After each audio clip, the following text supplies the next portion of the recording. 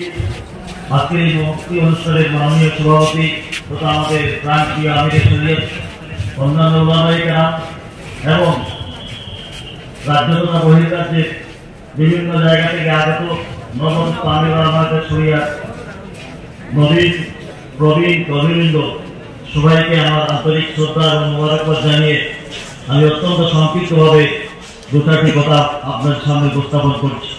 সজ্জন মন্ডলী, আপনারা সবাই জানেন আজকে আমাদের কেন্দ্রীয় সম্মেলন তার পাশাপাশি আল জামিয়াতুল আরাবিয়াতুল ইসলামিয়া খ্যাত টাইটেল মাদ্রাসার খতমে বুখারী শরীফ এই সংগঠনের কেন্দ্রীয় সম্মেলন এবং খতমে বুখারী শরীফকে একসঙ্গে রাখা হয়েছে।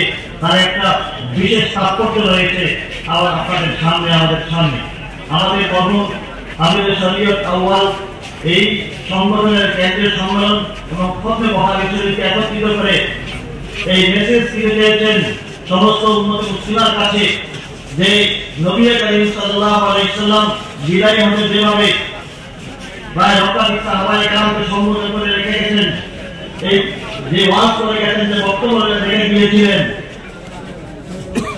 আজকে আমি তোমাদের সামনে থেকে বিদায় নিচ্ছি, তোমাদের সামনে রেখে যাচ্ছি আমি দুটি জিনিস, একটা হচ্ছে কোরআন এবং আরেকটা হচ্ছে আমি মুহাম্মদ রাসূলুল্লাহ সাল্লাল্লাহু আলাইহি ওয়াসাল্লামের সুন্নাহ। এই দুই জিনিস আমাদের আমিরের শরীয়ত আউয়াল নবী করিম সাল্লাল্লাহু আলাইহি ওয়াসাল্লামের পরামর্শ অনুসরণ করে আমাদের সামনে সংবাদ রেখেছেন, নবুয়ত ইবাদতে তার পাশাপাশি আমাদেরকে রেখেছেন কোরআন সুন্নাহ শিক্ষা অর্জন করার জন্য। নবীদেরকে দিয়েছিলেন তারা কুতুব আমরাইন কিতাবুল্লাহ ওয়া সুন্নাত রাসূলি সাল্লাল্লাহু আলাইহি ওয়াসাল্লাম। ঠিক এইভাবে নবীদের পরামর্শ অনুসরণ করে মরহুম আমিরের শরীয়ত আউয়াল রেখে গেছেন আমাদের সামনে যে সংগঠনের মাধ্যমে শরিয়া এবং আল জামিয়া। আজকের সেই সংগঠন আল জামিয়া আমাদেরকে যে প্রশিক্ষণ দিচ্ছে যে আমাদেরকে প্রকৃতভাবে মুমিন হওয়ার জন্য, প্রকৃত মুসলমান বনার জন্য। এই মুসলমান বনতে গেলে আমাদের কোরআন এবং সুন্নাহর প্রয়োজন।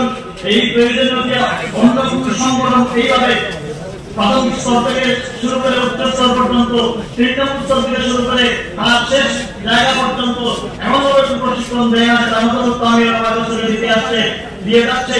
আমি চাই আজকের এই আমাকে বলা হয়েছে 3 মিনিটের মধ্যে বক্তব্য দেওয়ার জন্য। কেন্দ্রের সম্মেলনে আমাদের কর্মীরা এসেছে, সবার কাছে বিনম্র অনুরোধ যে আমরা যতদিন এই পৃথিবীতে বেঁচে থাকবো আমরা কোরআন ও সুন্নাহর ভিত্তিতে আমাদের জীবন গঠন করতে চাই, আমাদের সমাজকে গঠন করতে চাই এবং সমাজের প্রত্যেকটা মানুষের কাছে কোরআন এবং সুন্নাহর যে বার্তা পৌঁছে দিতে চাই। আমাদের সঙ্গে অনুরোধ আমির এবং জামিয়ার মধ্য দিয়ে ওয়াজ করা আলহামদুলিল্লাহ।